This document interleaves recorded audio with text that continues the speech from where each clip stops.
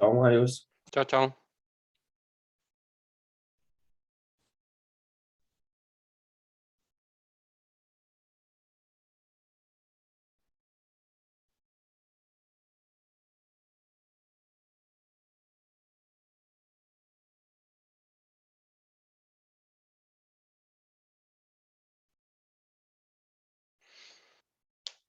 Bun.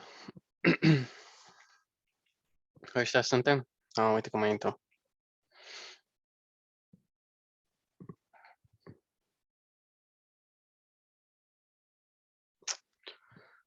Gavrilă-i?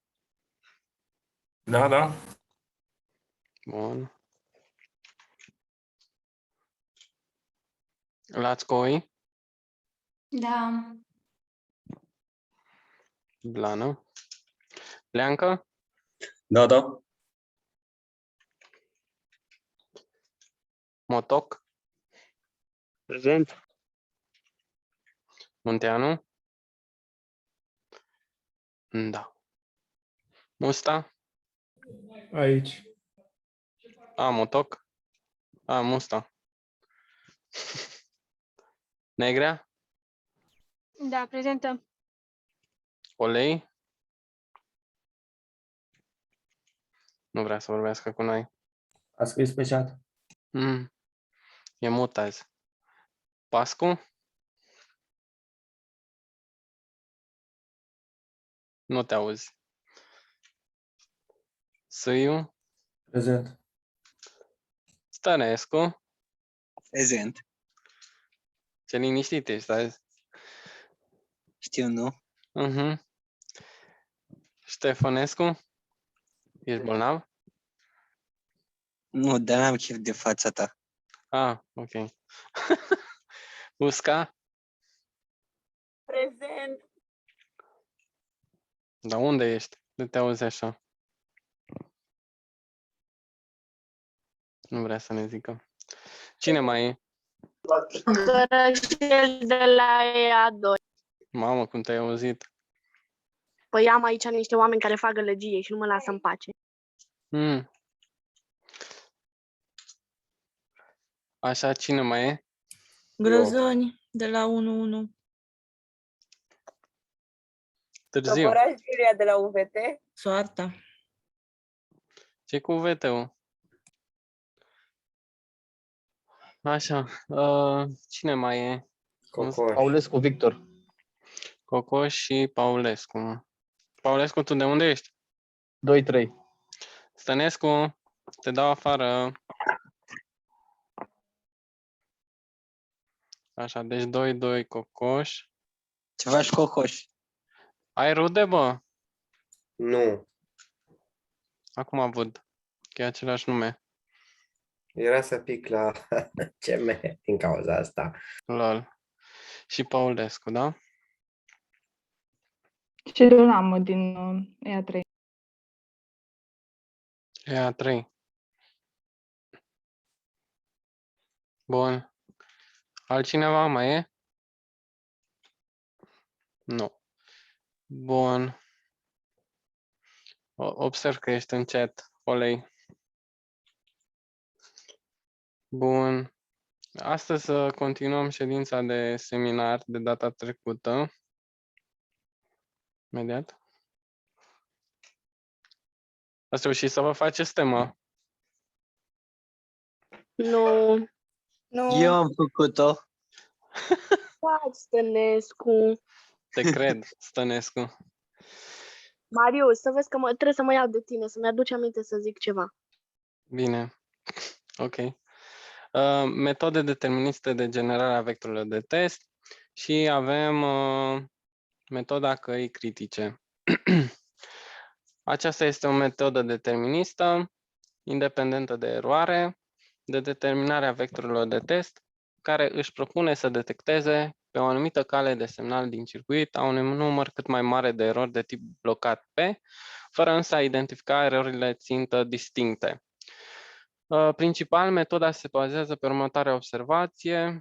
De-a lungul unei căi intrare-ieșire de propagare a semnalului există un set de valori critice.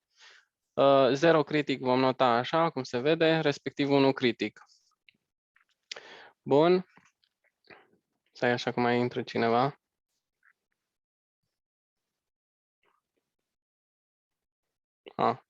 Bine. Se pare că l-am pierdut. A căror modificare va determina modificarea necondiționată a valorii de la ieșire. Prin urmare, un vector de test care impune valorile critice pe o cale intrare-ieșire va determina toate erorile de tip blocat P ce pot afecta aceste valori. Metoda se bazează pe noțiunea de cub critic, o reprezentare compactă a tabelului de adevăr al unei porți logice, ce conține doar valori critice. Cuburile critice sunt asemănătoare cuburilor de justificare, însă sunt complet determinate, adică nu conțin valori X.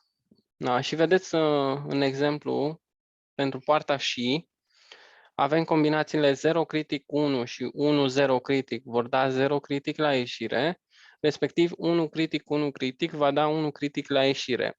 Observați că nu avem 0 critic cu 0 critic care să dea 0 critic la ieșire. Dacă vă mai aduceți aminte de la relațiile de dominanță și echivalență, rețineți că este partea aceea cu echivalența. Stănescu. Da? Deci, dacă vă aduceți aminte, la echivalență erau 3 combinații, 0, 1, 1, 0 și 0, 0. Da, rețineți că de la echivalență una din ele nu va fi. În cazul ăsta, 0 critic cu 0 critic, nu va fi 0 critic la ieșire.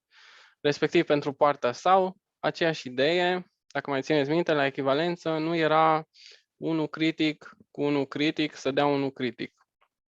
Adică nu va fi aici varianta asta, cu 1 critic, cu 1 critic, să dea 1 critic la ieșire. În rest, astea rămân.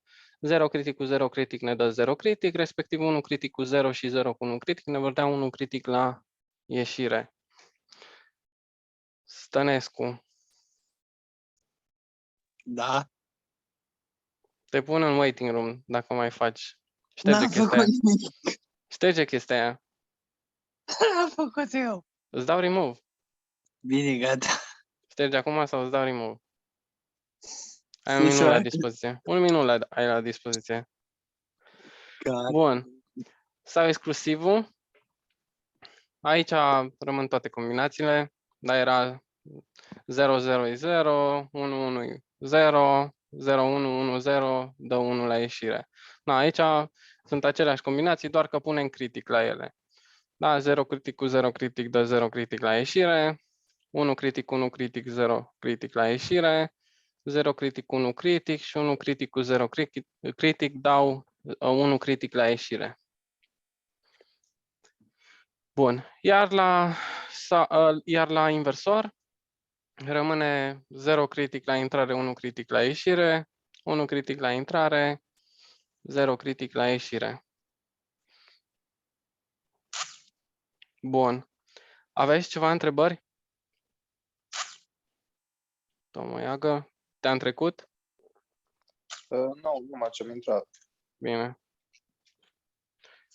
Ok. Deci, reținem partea aia cu echivalența și dominanța, dar deci aia, a treia variantă de la echivalență nu există. No.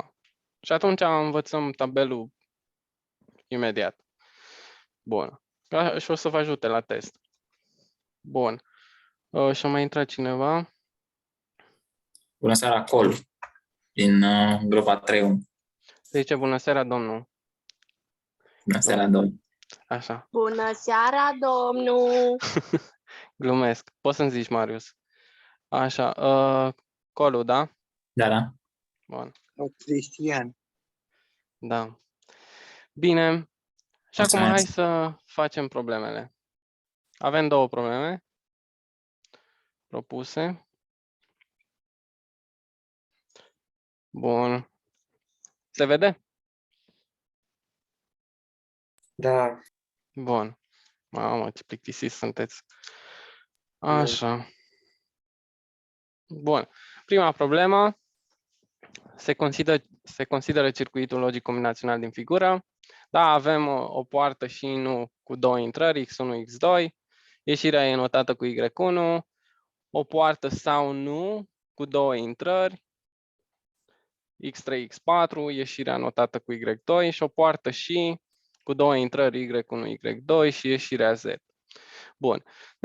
Ne zice așa, generați un test complet pentru erorile de tip blocat pe baza metodei căii critice. Da? Și vom folosi acele cuburi critice. Le avem aici. Da? Dacă vă aduceți aminte, la sau nu, la echivalență era varianta aia cu 0, 0, 1 la ieșire. Păi aia nu o avem. Da? Deci avem 1 critic, 1 critic care ne dă 0 critic și avem 0 critic cu 1 și 1 cu 0 critic să ne dea 1 critic la ieșire. Pentru partea 2 avem un sau nu. Dacă vă mai aduceți aminte, 1, 1, 0 la ieșire era partea aceea de la echivalență și aceea nu va fi luată în calcul și luăm doar 1 critic 0 și 0, 1 critic care dau 0 critic la ieșire și mai avem varianta 0 critic cu 0 critic să dea 1 critic la ieșire. Și pe 3 și nu aveam 0 cu 0 care să dea 0, nu avem 0 cu 0 să dea 0 la ieșire, avem în schimb 0 critic 1 și 1 cu 0 critic să dea 0 critic la ieșire și 1 critic 1 critic să dea 1 critic la ieșire. Bun. Ca și la metoda activării unei căi, vom proceda și aici. Și anume, ne vom face tabelașul ăsta, da, cu număr, etapă și semnalele, toate semnalele din circuit, x1, x2, x3, x4, y1, y2 și z. Și începem direct cu z egal cu 0 critic. Adică injectăm eroarea z egal cu 0 critic și o să facem și varianta cu z egal cu 1 critic. Deci aici, la metoda căii critice, e doar cu injectare și nu avem niciodată activare și nu avem nici propagare. Pentru că suntem deja la ieșire. Dacă vă aduceți aminte de data viitoare ce am discutat. Bun. Și pur și simplu am injectat eroarea, justificăm. Da? Se justifică faptul că 0 este 0 critic. Păi sunt aici, da? Z e 0 critic. Mă uit în tabel, am pe 3-ul, 0 critic, observăm că avem două variante. Ori asta, ori asta. Păi o să le luăm pe toate și pe rând. Hai să luăm prima. Când e 0, Y1 e 0 critic, Y2 e 1. Și trecem asta în tabel. Da? La pasul 2, etapa numărul 2, justificare Z e 0 critic. Am zis că luăm Y1 0 critic, Y2 e 1. Adică am luat asta de aici. Da? Bun. Mai departe. Trebuie să justificăm că Y1 este 0 critic și că Y2 este 1. Păi hai să începem cu Y1 egal cu 0 critic. Și așa aflăm X1 și X2. Bun. Așa. Și scriu așa. Y1 e 0 critic și o să iau varianta singura care există de altfel din tabel, și anume că X1 și X2 sunt 1 critic. Da? Aici mă aflu. Bun. Și mai am varianta cu Y2 egal cu 1. Aici sunt tabelele normale, da, cele de la primul laborator, primul seminar, că Y2 este 1. Păi, cât pot fi X3 și X4 dacă Y2 este 1?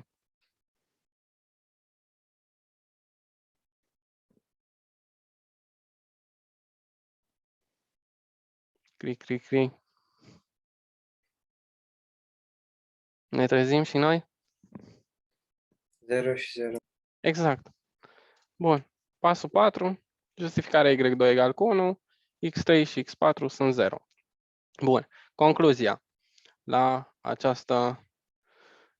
prima variantă. Da? Concluzia este că vectorul de test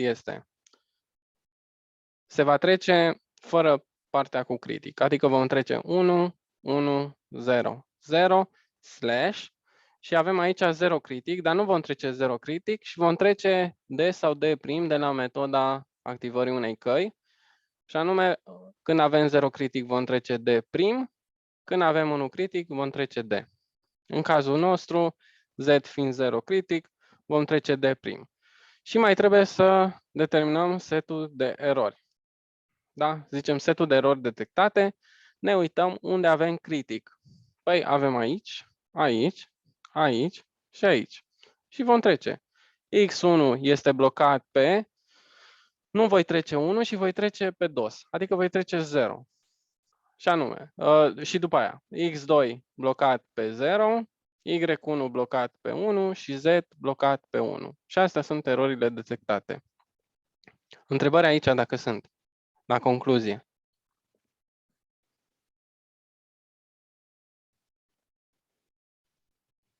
Deci se trec doar alea de la critic. Da? Și se trec pe DOS, valoarea respectivă. Da? Dacă aici e 1 critic, voi trece 0 aici. 1 critic, 0. 0 critic, 1. 0 critic, 1. Întrebări? Avem? Stănescu, ai întrebări?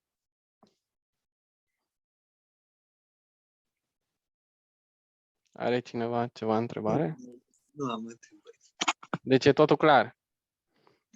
Să zicem. Da. Restul? Cri-cri. Da. Bine. Vă aduc aminte că am ales pentru Z0 critic, am ales varianta aceasta. Dar ce s-ar fi întâmplat dacă alegeam varianta asta la altă? Hai să vedem ce se întâmplă. Bun. Aici Deci, se face cu arbori. da. Da. Bun. Avem 1 cu 0 critic. Bun. Justificăm mai întâi, hai să zicem mai întâi să-l justificăm pe Y2. Că ăsta e cu critic. Asta e cam evident ce o să fie acolo. Y2 e 0 critic. Păi mă uit la P2. Păi ce să vezi? Am două variante și aici. Hai să o alegem pe prima. Și vedem ce se întâmplă mai departe. Bun. Am ales-o pe prima, cea cu 1 critic 0. Și mai justific și faptul că Y1 este 1.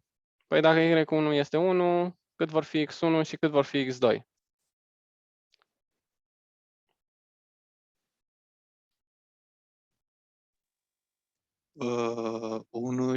Nu, 0-0. Poate fi și 0-0, da. Dar poate fi și 0-1 sau 1-0. Da, Nu? da. Nu? Da. Zic bine? Da, zici bine, Marius. Na, bun. Ok. Și atunci aici pot să trec orice variantă. Putem să le trecem pe toate. Hai să le trecem pe toate. Dar nu pot să am 1-1. 1-1 nu merge. Da, știu. Nu. Bun. 0 și 1. Concluzie, am 3 vectori de test. Și erorile detectate rămân aceleași. Deci aici pot să am 1, 0, 1, 0. Bun. Slash de prim. Respectiv 0, 1, 0, 1, 1, 0. De prim. Bun. Ok. Și care sunt erorile detectate în cazul acesta? Pe baza rezultatelor obținute în tabel. X3 este 0, Y2 este 1 și Z este 1. Corect. Bun. Mai departe. Aici alesesem parcă 1 critic și 0, dar puteam alege și 0 și 1 critic. Hai să vedem ce se întâmplă dacă aleg partea cealaltă. Bun, aici rămân la 1, 0 critic. Da? Bun, și ziceam că aici că aleg 0, 1 critic. Da? Merg pe a doua variantă de la P2. Bun, acum voi justifica Y2 este 0 critic. Am o singură variantă, 1 critic, 1 critic. Da, Stănescu, te vedem. Așa, deci la Y2 ziceam că singura variantă pentru X3, stai puțin, ce e aici? E 1 critic. Deci Y2 este, nu, Y2 e 0 critic. Atunci aici este 1 critic, nu știu de ce am trecut 0 aici. Zic bine? Deci, Y2 este 0 critic. Și singura variantă e 1 critic, 1 critic. Deci aici am trecut greșit în tabel 0 și 1 critic. 1 critic, 1 critic.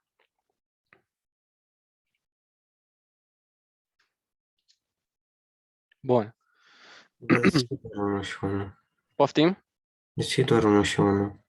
Unde? Aici, pentru y2 egal cu 0.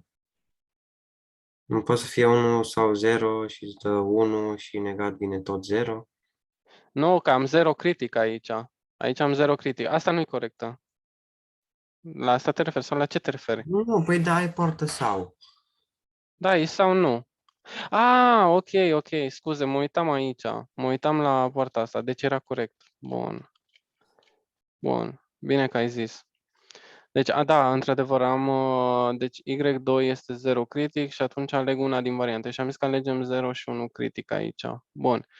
Și atunci, pentru 0 aici, să ne dea 0 aici,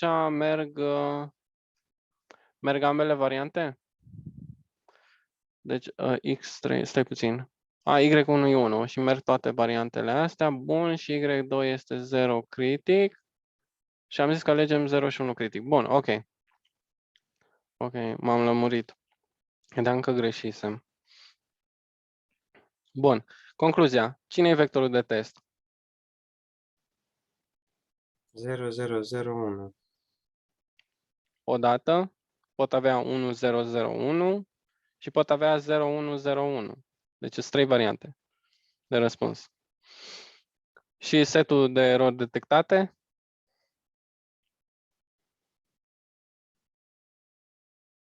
Momentan ce mi-apare pe ecran X4 SA0, Y2 SA1 și Z SA1. Da, corect. Bun. Și am terminat toate variantele posibile pentru 0 critic.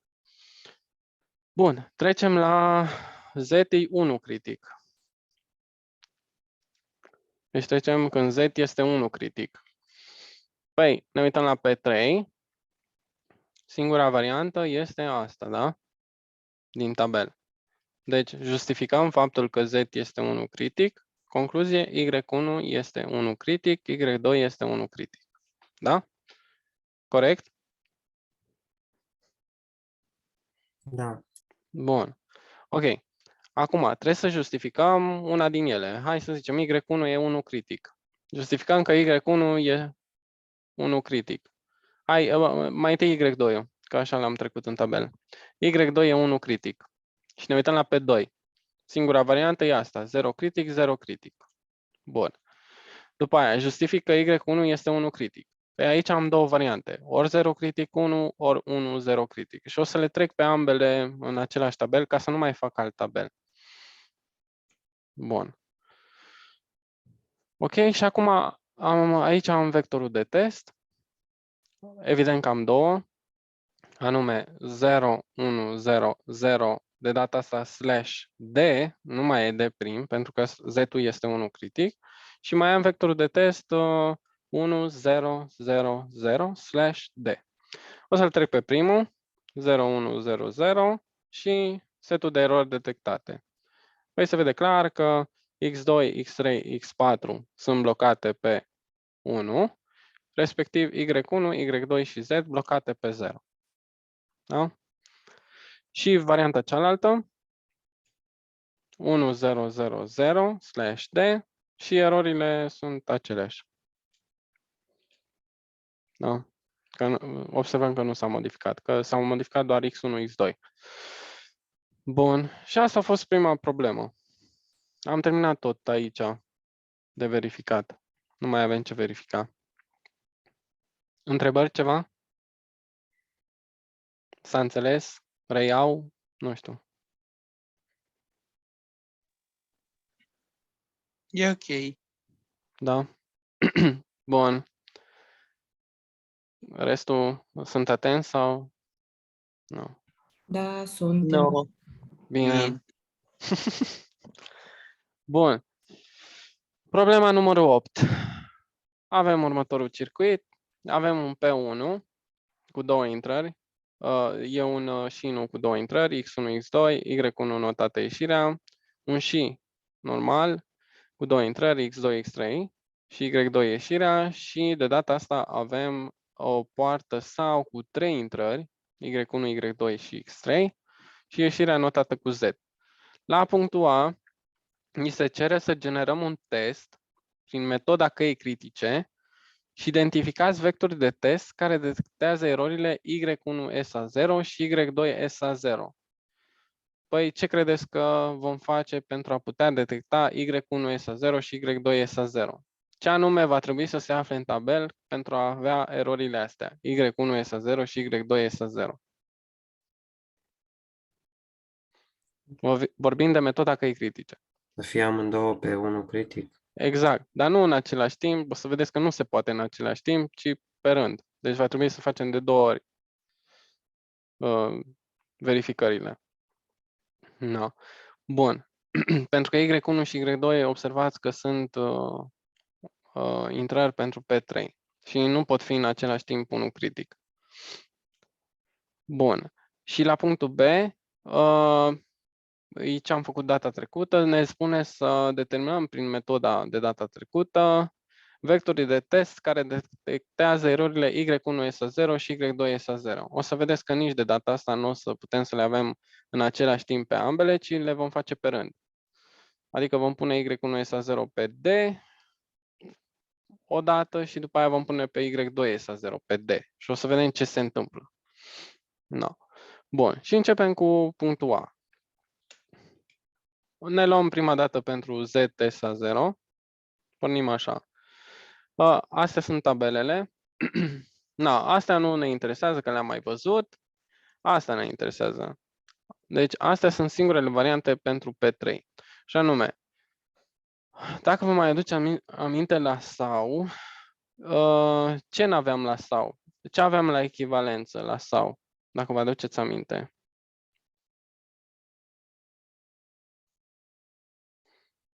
Vă aduceți aminte? Care variantă nu era la echivalență? 1-1. Nu, 1-1 era pentru dominanță. Ba nu, ai dreptate. Ba, ai dreptate, 1-1, da, într-adevăr.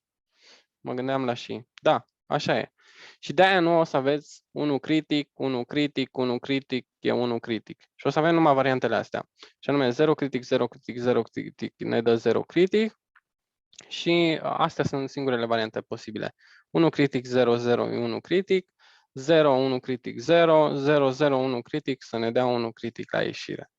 Bun. Noi suntem în cazul cu Z e 0 critic, deci vom lua Y1, Y2 și X3, 0 critic. Bun. Mergem mai departe. Justificăm pe rând. Justificăm o dată pe Y1 este 0 critic. Ne uităm la P1, singura variantă e asta. 1 critic, 1 critic. Bun. De fapt am și terminat dacă facem lucrul acesta. Și avem un vector de test. 110/D'. Bun. Și nu ne cere.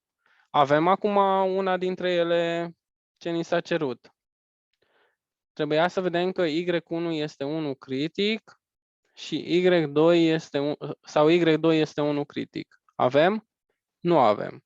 Bun. Ceea ce înseamnă că la 0 critic nu am demonstrat nimic. Trecem la 1 critic. Bun. Hai să vedem dacă la 1 critic ne iasă ce ni se cere. Înțelegeți de ce nu a ieșit aici rezultatul?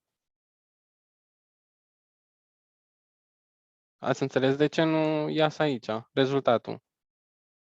De ce nu e bună metoda asta, varianta asta?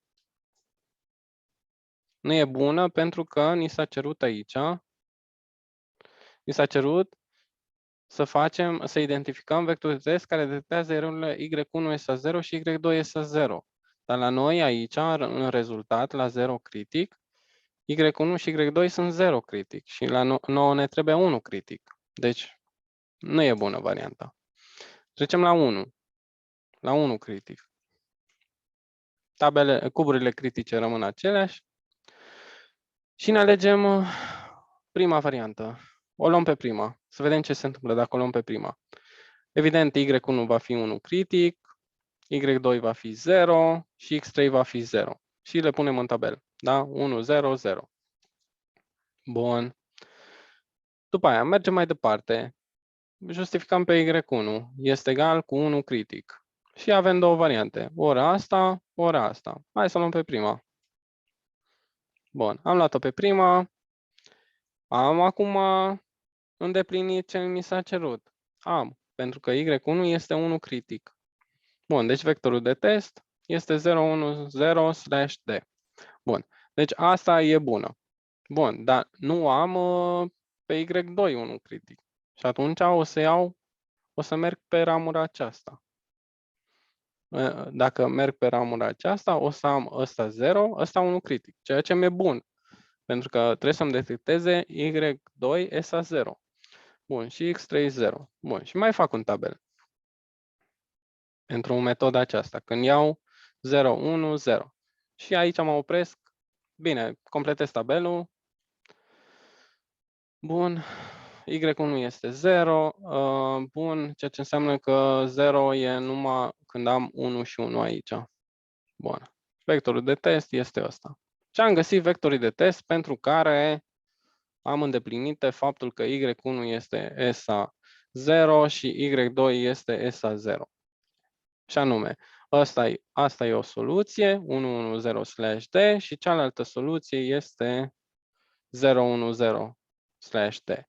Și ce am obținut aici nu este soluție. Deși cred că, dacă nu mă înșel, coincid alea, nu? Da, coincideau. Deci uite că totuși, da, coincideau. Bun, și mai avem punctul B. Întrebări sunt aici, la punctul A? Aveți întrebări la punctul A? Nu. Bun. Hai să facem și punctul B. Ok. No, ăsta n-am apucat să-l fac. Și o să-l facem împreună. O să-l desenez. Bun. Ne zice așa. Determinați prin metoda activării unei căi vectorii de test care detectează erorile Y1 ESA 0 și Y2 ESA 0. Începem cu Y1 ESA 0. Păi, dacă Y1 e blocat pe 0, voi trece D aici. Da? D. D-ul care o să aibă valoarea 1, să nu uităm. 1. Bun. Mă rog, ce 1 am făcut și eu. Bun. Deci ăsta e 1. Mai prost. Mă rog, aici se obține D. Că ziceam că Z-ul trebuie musai să fie D. Astea cât vor fi pentru a putea obține D acolo la ieșire? Vă ziceam că ieșirea trebuie musai să fie D sau D'. Păi e clar că astea trebuie să fie cât? 0. Cel puțin o intrare pe 1 nu mi-ar fi dat D la ieșire. Bun, merg mai departe. Am 0 la X3. Cât o să fie ăsta? X2. Pe asta poate fi ori 1, ori 0. Corect? Da. Bun. Trec aici. Trebuie să obțin 1 aici. Aici o să fie 0 sau 1 și aici. Dar nu o să am 1 cu 1. În schimb, restul merg, nu?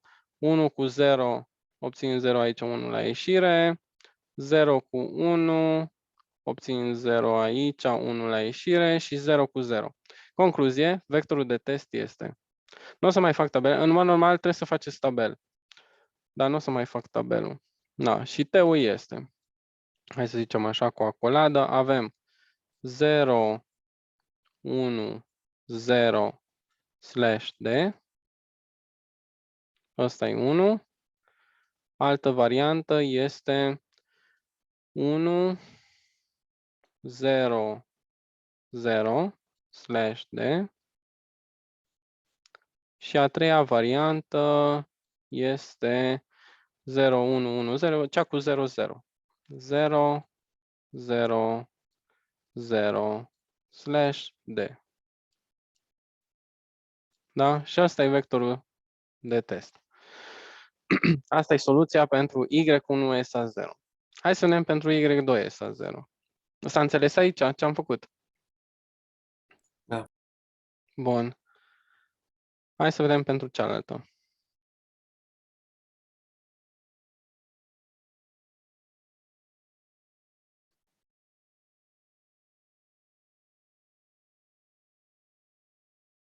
Bun.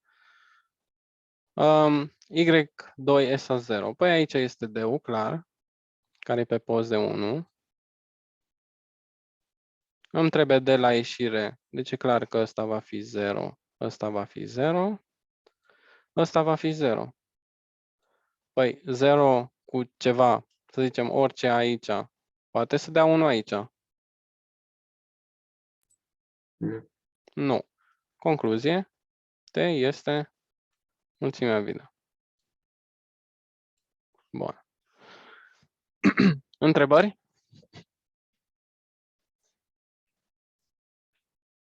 Nope. Nu. Păi cam atât am vrut să vă arăt. Ok. Temă?